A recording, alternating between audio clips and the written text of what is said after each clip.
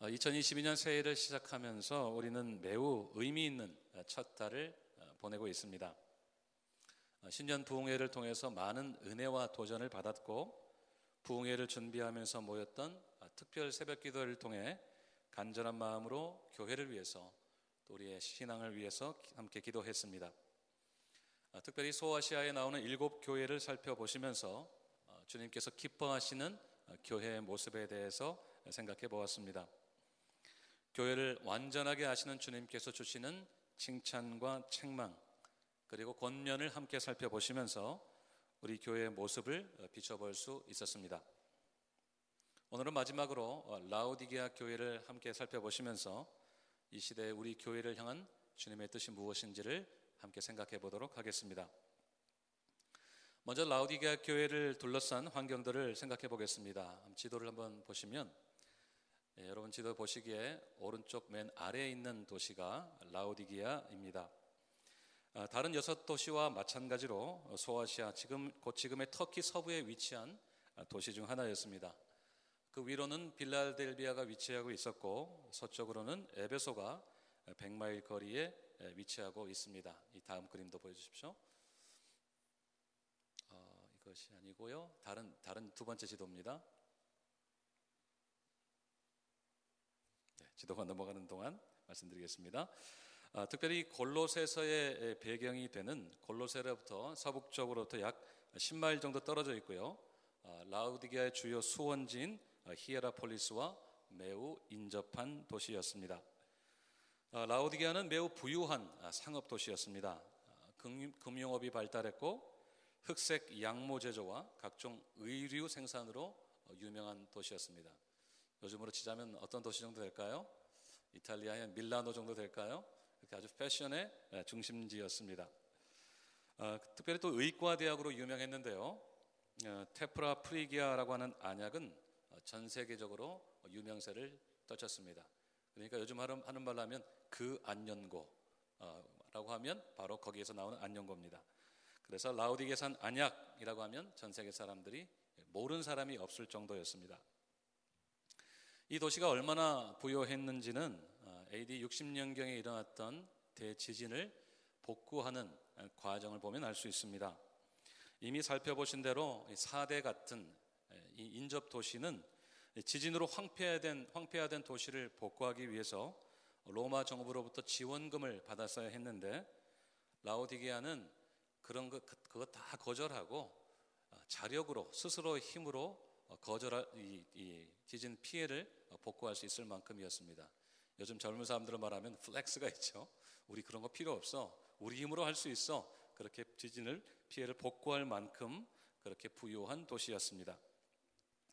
그러나 한 가지 아쉬운 것이 있었는데 바로 물이었습니다. 라오디게아는 항상 물이 부족해서 인근 도시로부터 물을 끌어다가 써야 했습니다.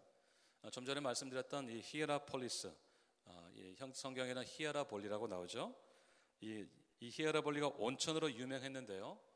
오늘날에도 이 파무칼레라고 하는 도시로 존재하고 있습니다. 그림을 한번 보실까요?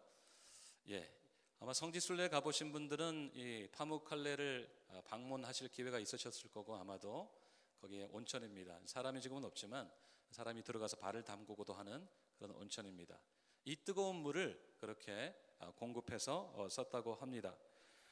이 히에라폴리스에는 뜨거운 온천수를 공급받고, 또 인근에 있던 골로새에서는 차가운 물을 공급받아서 도시의 생활 용수로 썼다고 합니다. 그래서 지금도 이 근처의 유적지에서는 물을 공급하는 데 사용되었던 수로나 파이프 같은 시설의 흔적들이 여전히 남아있다고 합니다. 종교적으로 라오디게아는 매우 안정적인 도시였습니다. 제우스나 디오니소스 같은 신전들이 있긴 했지만 로마 정부를 의존하지는 않았기 때문에 황제 숭배의 압력으로부터는 비교적 자유할 수 있었습니다. 또 교회 안에서는 거짓 교사 같은 영적인 도전들도 없었기 때문에 라오디게아는 다른 교회들에 비해서 영적으로 안정적인 도시였다, 안정적인 교회였다, 이렇게 말을 할 수 있을 것 같습니다. 영적으로 그리고 경제적으로도 라오디게아 교회는 두루두루 갖춘 안정적인 교회였던 겁니다. 그런데 그것이 문제였습니다.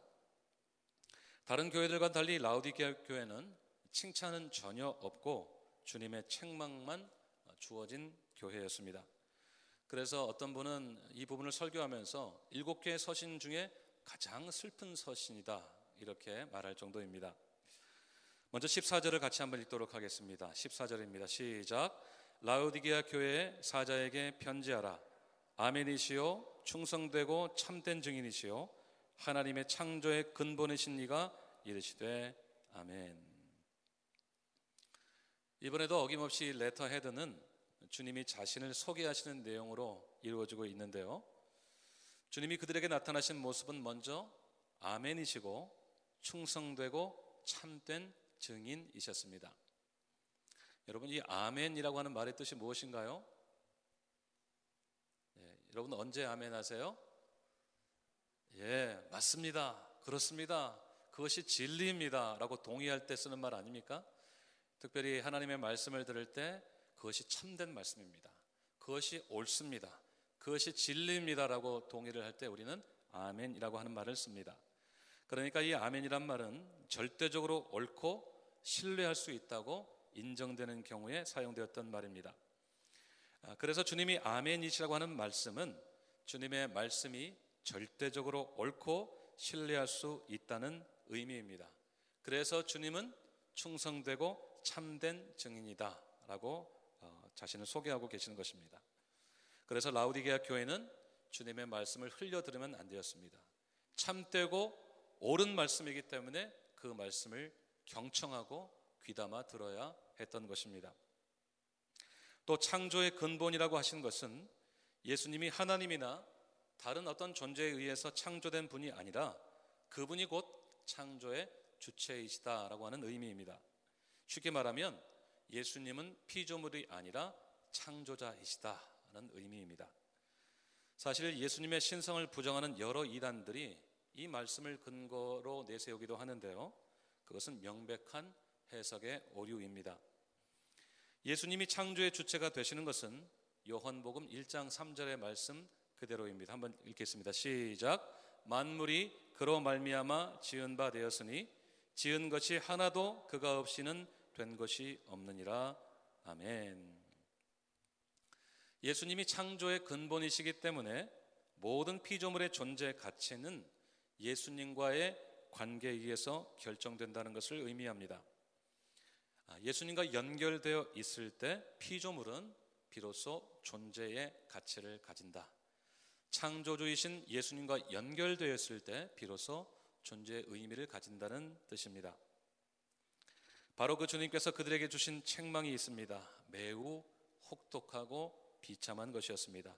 우리 15절과 16절을 같이 읽겠습니다. 시작. 내가 내 행위를 아노니 내가 차지도 아니하고 뜨겁지도 아니하도다. 내가 차든지 뜨겁든지 하기를 원하노라. 내가 이같이 미지근하여 뜨겁지도 아니하고 차지도 아니하니 내 입에서 너를 토하여 버리리라. 아멘. 참 아멘 하기도 마음이 무거워지는, 그렇죠? 그냥 읽고만 있어도 마음에 무게가 느껴지는 그런 말씀입니다.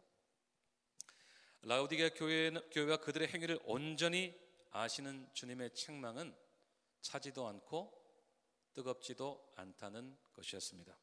쉽게 말하면 미지근하다는 것이 주님의 평가였습니다. 그 미지근한 신앙을 주님은 책망하셨고 그들을 토하여 버리겠다고 말씀하셨습니다. 여기서 미지근하다고 한 것은 도시에 공급된 생활용수와 관련이 있습니다. 앞에서 말씀드린 대로 라우디게아는 늘 물이 부족해서 인근에서 물을 끌어다 썼는데요, 특별히 이 히에라폴리스 아까 보셨던 그런 뜨거운 온천수가 이 수로나 파이프를 타고 라우디게아로 이동하면서 어떻게 되었겠어요? 점점 식어졌겠죠. 그래서 이 도착할 때쯤 되면 미지근한 물이 되어 있었던 겁니다. 이거는 시원한 물도 아니고 그렇다고 뜨거운 물도 아니라 미지근한 상태가 되어 있었던 것입니다. 게다가 이 물은 온천수이기 때문에 온천수에는 보통 그 안에 성분들이 많이 들어있죠. 미네랄 성분이 많이 들어있어서 냄새도 이렇게 맡기 쉽지 않고 조금 역겨운 그런 냄새가 나는 물이었다고 합니다. 그러니까 그들의 신앙이 지금 그렇다는 겁니다.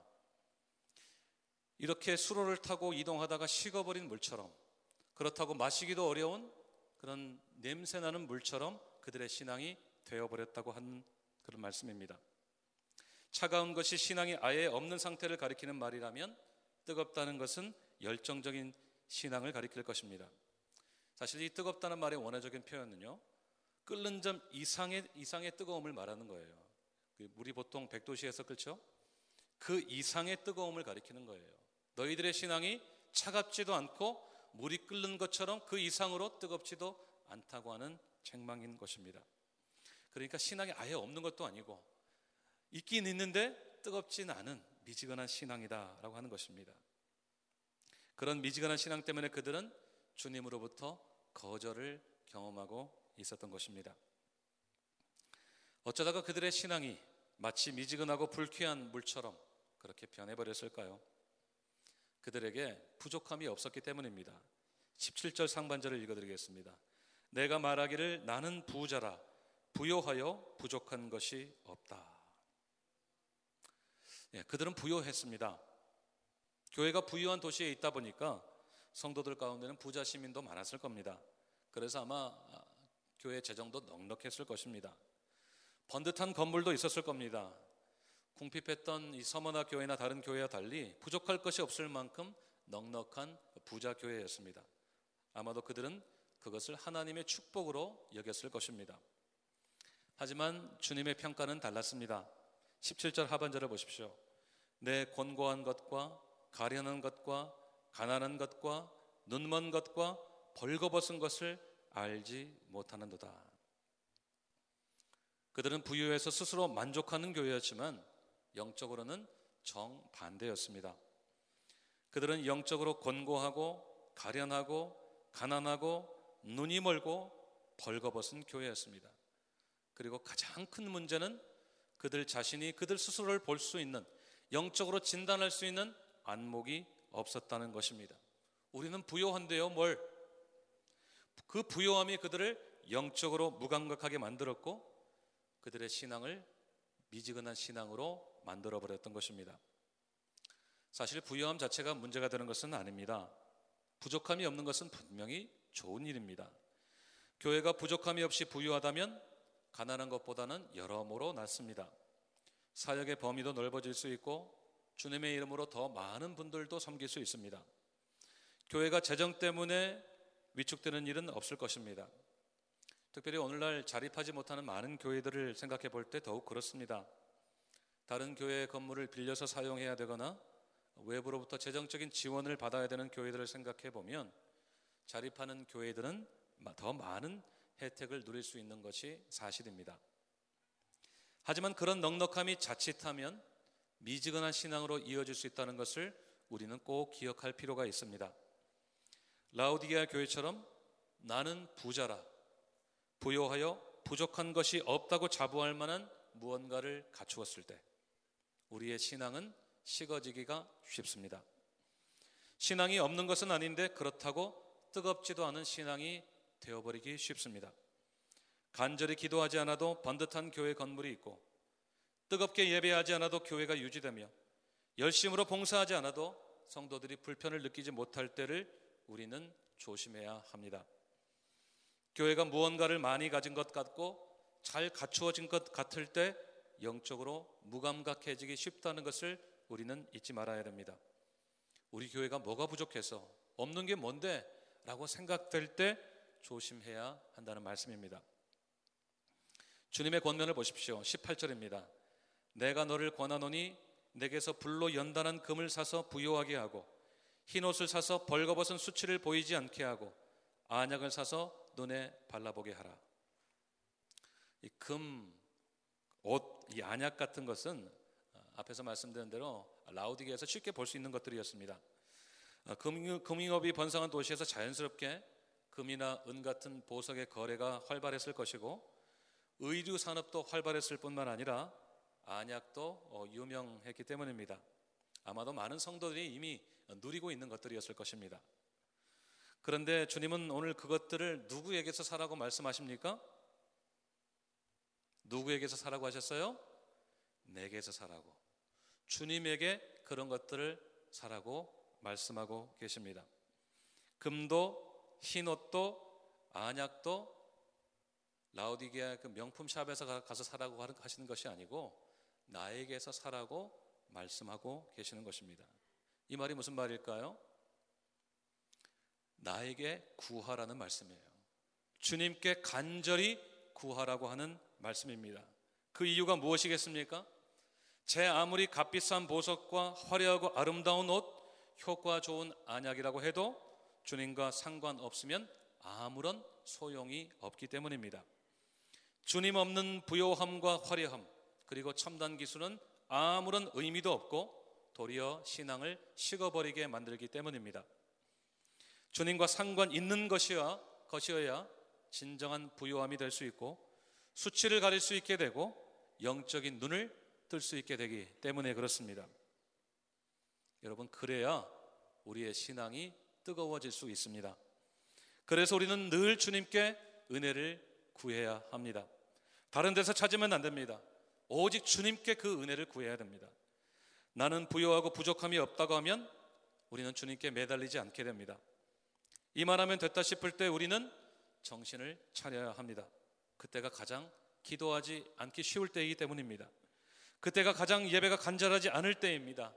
주님과 상관없는 것이라면 그것이 부요함이든지 좋은 관계이든지 건강이든지 성공이든지 좋은 평판이든지 우리의 신앙에는 아무런 도움도 주지 않는다는 것을 우리는 잊지 말아야 됩니다.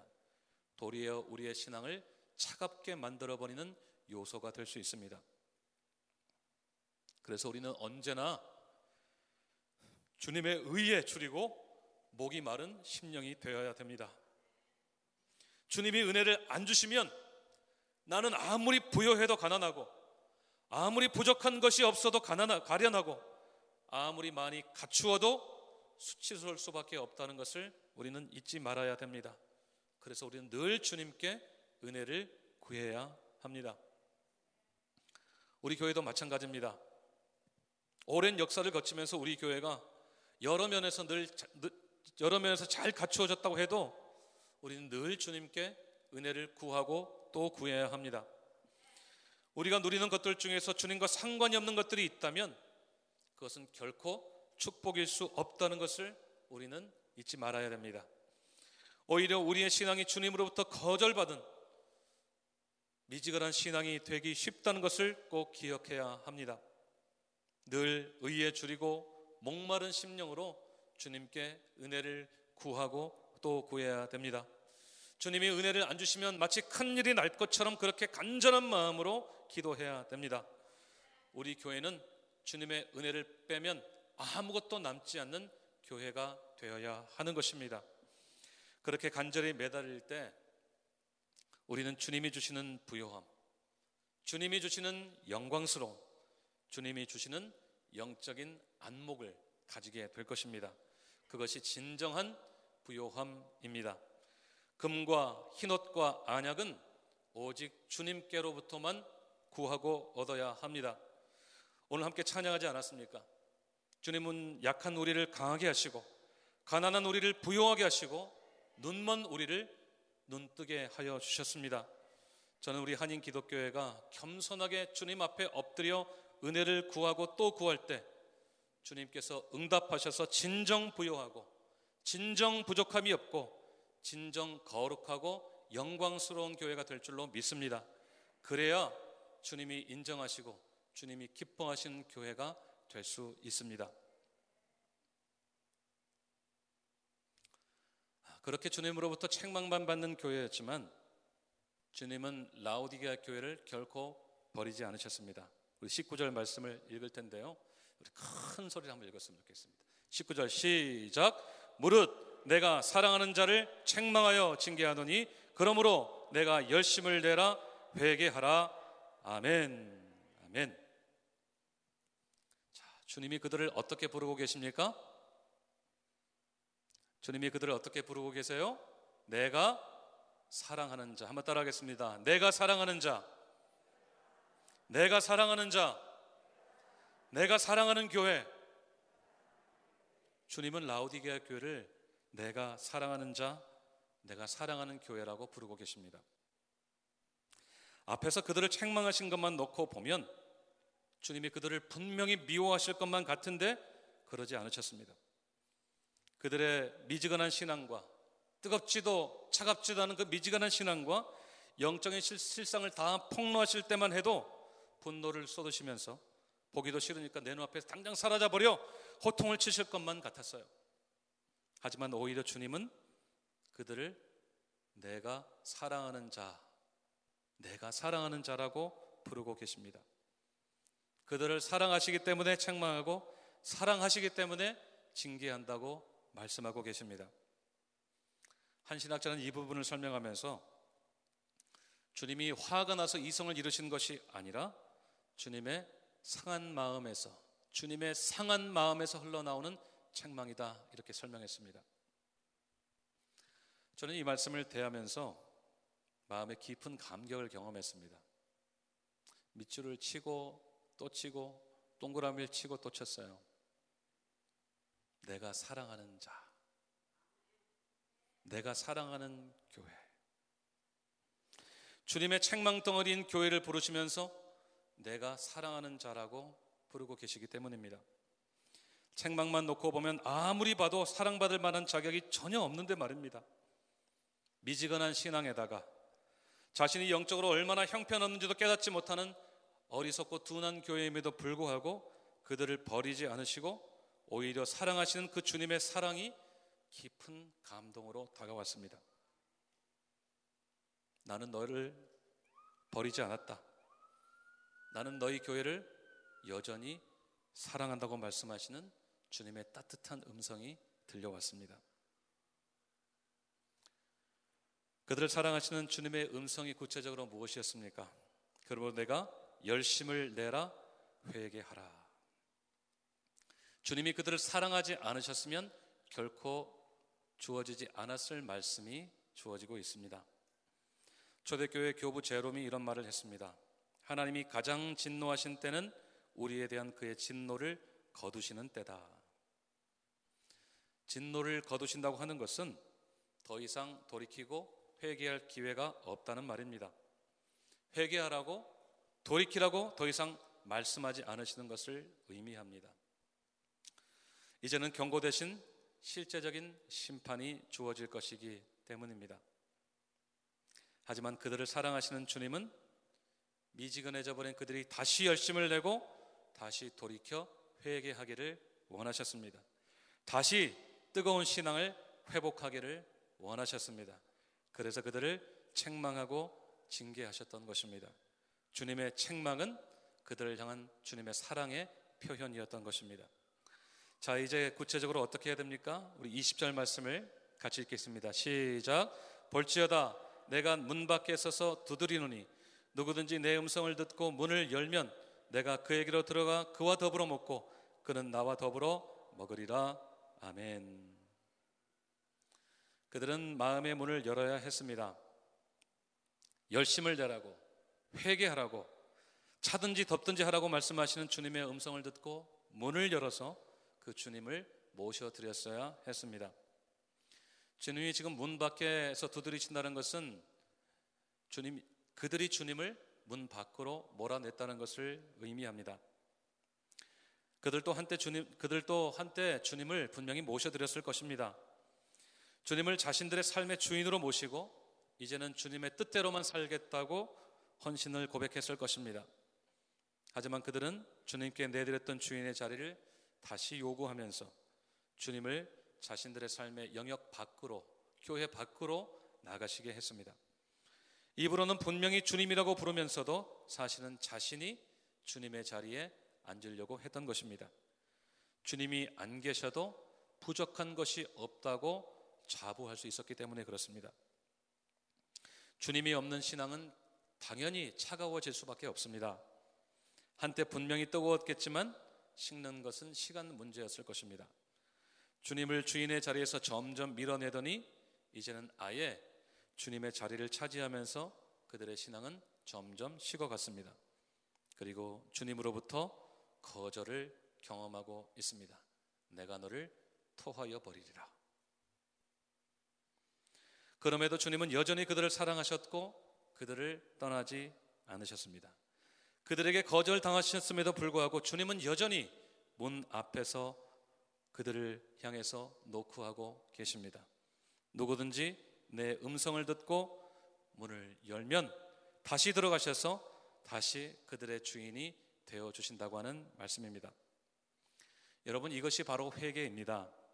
회개는 닫아버린 마음의 문을 활짝 열고 다시 주님을 모셔드리는 것입니다. 내가 차지하려고 했던 내 삶의 주인의 자리를 다시 주님께 돌려드리는 것입니다. 회개는 내가 기억하는 죄들과 양심에 늘 찔리는 몇 가지 죄들을 가지고 잘못했다고 슬픈 마음으로 뉘우치는 것에 머물면 안 되고, 내 스스로 주인 되려고 했던 마음을 근본적으로 돌이키고 다시 주님을 모셔드려서 내 삶의 주인으로 섬기는 것까지 나아가야 합니다. 회개는 양심의 가책으로부터, 죄책감으로부터 잠시 벗어나기 위한 일시적인 수단이 아니라 자꾸만 하나님 되려고 하는 나의 본성을 철저하게 인정하고 하나님 앞에 엎드려 자비를 구하는 것입니다. 이것이 바로 회개에 합당한 열매입니다. 그렇게 고백할 때, 그렇게 주님을 모셔드릴 때 어떤 일이 일어납니까? 20절 하반절을 보십시오. 내 음성을 듣고 문을 열면 내가 그에게로 들어가 그와 더불어 먹고 그는 나와 더불어 먹으리라. 아멘. 주님이 다시 오셔서 그들과 함께 먹을 것이라고 하셨습니다. 그러니까 신적인 연회에, 신적인 잔치에 우리를 초대하신다는 말씀입니다. 특별히 고대 근동은 사람이 누구랑 함께 먹느냐를 굉장히 중요하게 생각했습니다. 식탁을 함께 한다는 것은 곧 친밀한 관계를 의미하기 때문이죠. 그래서 유대인들이 예수님을 공격했던 단골 메뉴 중에 하나가 무엇입니까? 너희 선생은 자꾸 누구와 함께 먹는다? 죄인들과 함께 식탁을 같이 한다. 이것이 단골 메뉴 아니었습니까? 그러니까 왜 예수님이 부정한 사람들과 친하느냐, 식탁을 같이 하느냐, 그것이 공격의 빌미였습니다. 동서양을 막론하고 이 시대에도 사람이 누군가와 함께 먹는다는 것은 그 사람과의 관계를 배제할 수 없습니다. 그들이 마음문을 열고 주님을 다시 모셔드리면 주님과 함께 먹고 마시는 친밀한 관계를 회복할 수 있었습니다.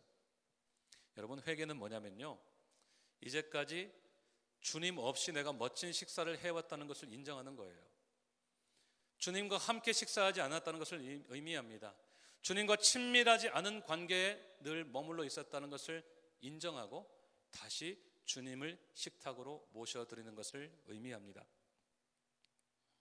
회개는 다시 한번 주님과 우리를 친밀한 관계로 만들어줍니다. 주님과의 관계가 회복되면 어떤 일이 일어나겠습니까? 미지근하게 식어버린 신앙이 다시 회복되지 않겠습니까? 끓는 점 이상의 온도로 우리의 신앙이 회복되지 않겠습니까? 신학자 G. 캠벨은 이렇게 말했습니다. 미지근함에 대한 유일한 치료책은 그들이 몰아낸 그리스도를 다시 들어오시도록 하는 것뿐이다. 사랑하는 여러분, 미지근한 신앙이 다시 회복되기를 원하십니까? 한때 뜨거웠지만 이제는 식어버린 신앙이 다시 끓는 전보다 더 뜨거운 그런 신앙이 되기를 원하십니까? 마음의 문을 여시기를 바랍니다. 마음의 문을 활짝 여시고 문 밖에 서 계시는 주님을 모셔드리시기 바랍니다. 회개하시기 바랍니다. 그 주님만 온전히 주인으로 모시고 사시기를 바랍니다. 그러면 우리의 신앙이 다시 한번 회복될 수 있습니다. 다시 뜨거워질 수 있습니다. 저 그림을 보시면 문 밖에 손잡이가 없어요. 누가 열어야 됩니까? 안에서 열어야 됩니다. 우리가 열어야 돼요. 그래야 주님이 들어오실 수 있습니다.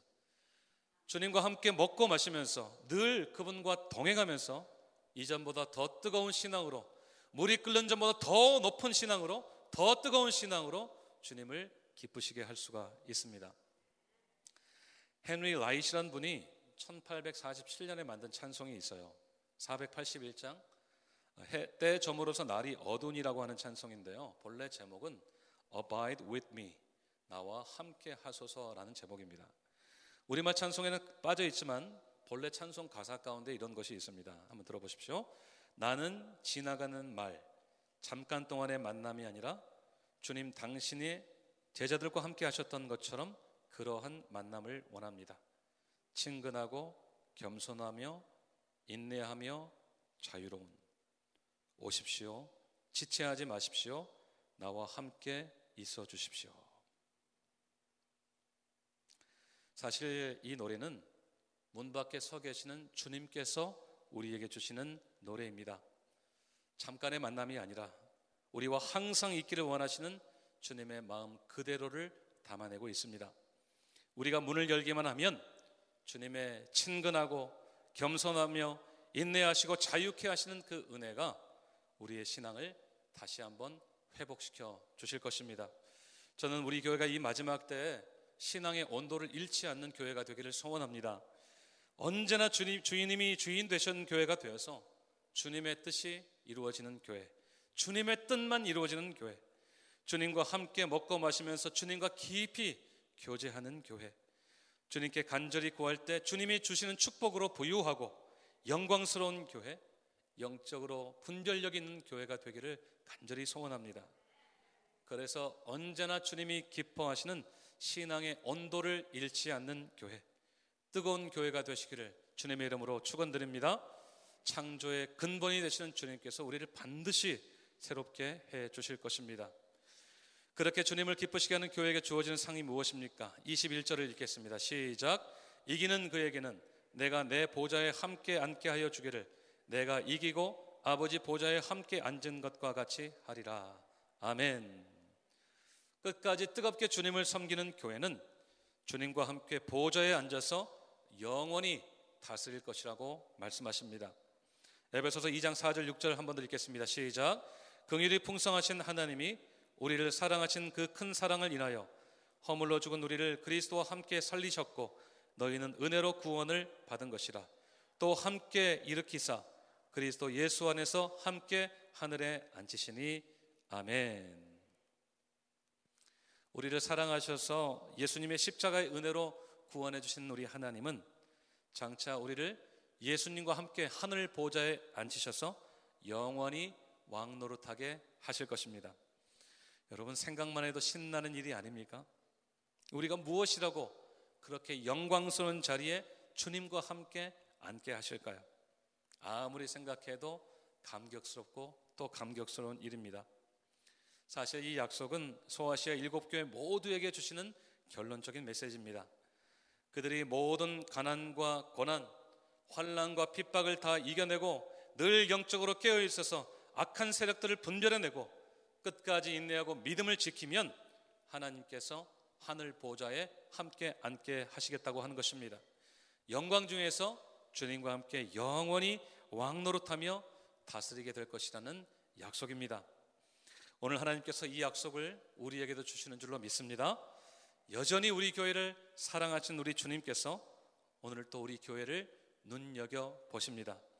언제나 우리 안에 거하셔서 우리와 함께 먹고 마시며 우리가 늘 뜨겁게 주님을 섬기는 사람이 되도록, 뜨겁게 주님을 섬기는 교회가 되도록 새 힘을 주시는 분이십니다. 우리를 사랑하시는 주님께서 오늘 우리에게 말씀하십니다. 그러므로 사랑하는 자여, 내가 열심을 내라 회개하라. 오늘 또 함께 영원히 보좌에 앉아 다스리기를 원하시는 주님께서 우리 교회를 향해 주시는 말씀입니다. 오늘 또 우리의 마음의 문을 활짝 열고 주님을 모셔드릴 때 뜨거운 신앙을 회복하여서 주님을 기쁘시게 하는 우리 교회가 되시기를 주님의 이름으로 축원드립니다. 함께 기도하겠습니다. 이 시간 들으신 말씀을 생각하시면서 간절한 마음으로 기도하기 원합니다. Let's pray for God to help our church to keep the temperature hotter than boiling point so He is pleased with our faith. Pray that we will be seeking God's grace, which should never be replaced by earthly values. And also pray for God that we will be earnest and repent by opening our door to Jesus so He can always be our Lord. Pray that our church will go deeper and go higher by responding to the voice of Jesus who calls us whom He loves. 이 시간 우리의 신앙을 생각하며 간절히 기도하기 원합니다. 우리의 식어져 버린 신앙이 이전보다 더 뜨거운 신앙이 되도록 차든지 덥든지 하라고 말씀하시는 주님의 말씀에 응답하여서 끓는 전보다 더 뜨거운 신앙이 될 수 있도록 기도해 주시기 바랍니다. 이 말하면 됐다고, 이 말하면 충분하다고 생각할 때 더더욱 기도하고 깨어있는 우리가 될 수 있도록 우리의 마음 문을 활짝 열고 주님을 모셔드려서 주님이 주시는 부요함과 주님이 주시는 은혜로 다시 한번 새로워지는 교회가 될 수 있도록 이 마지막 때에 주님께서 이기는 교회라고 인정하시고 칭찬하시는 교회 될 수 있도록 내 사랑하는 자라고 부르시는, 우리를 부르시는 그 음성에 반응한 우리가 될 수 있도록 우리 교회를 위해서 간절한 마음으로 기도하도록 하겠습니다.